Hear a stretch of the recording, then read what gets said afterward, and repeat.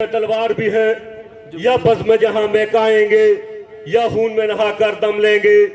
میرے کشمیر کے، میرے مظفر آباد کے غیرت مند ساتھیوں، میرے نوجوانوں، میرے تاجروں، آپ سب کو مبارکباد، سلام، سرخ سلام پیش کرتا ہوں آپ کی عظمتوں کو۔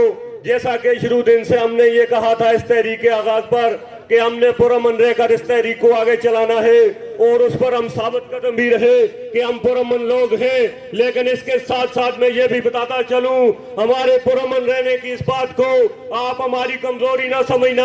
مظفر آباد کی تاریخ گواہ ہے کہ تاریخ ہمیشہ اپنے آپ کو دراتی ہے۔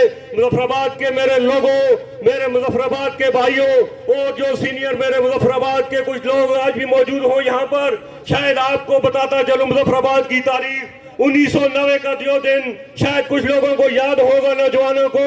مظفر آباد کے غیرت مند ہمارے 3 بھائی جو اس طرف جا کر انہوں نے اس پوری لکیر کو اپنے پاؤں تلے روندے ہوئے جام شہادت نوش کیا، اس مظفر آباد کے 3 سپوت اس میں شامل تھے، جس میں سجاد انجم فرق شہید اور ہمارے 76 کا فخر ہمارا بھائی لیاقت امان شہید بھی شامل تھا۔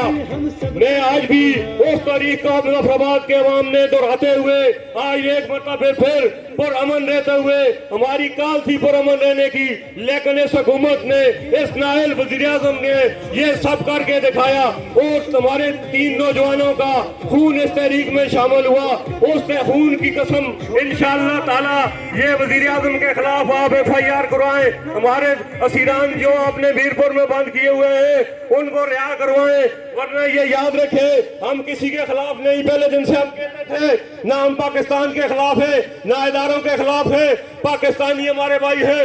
جب بھی دفاع پاکستان، سالمیت پاکستان کی بات آئی، کشمیریوں نے اپنا خون سب سے پہلے ان کے لیے پیش کیا۔ ہم محسن احسان فراموش نہیں ہے۔ 2005 کے زلزلے میں آپ کو معلوم ہے کہ کس طرح پاکستانیوں نے ہماری مدد کی، کشمیری احسان فراموش نہیں ہے۔ ہم مطالبہ کرتے ہیں کہ ہمارے بھائی جو اسیر ہیں کشمیر میں، میرپور میں، ان کو فوری طور پر رہا کیا جائے۔ شکریہ۔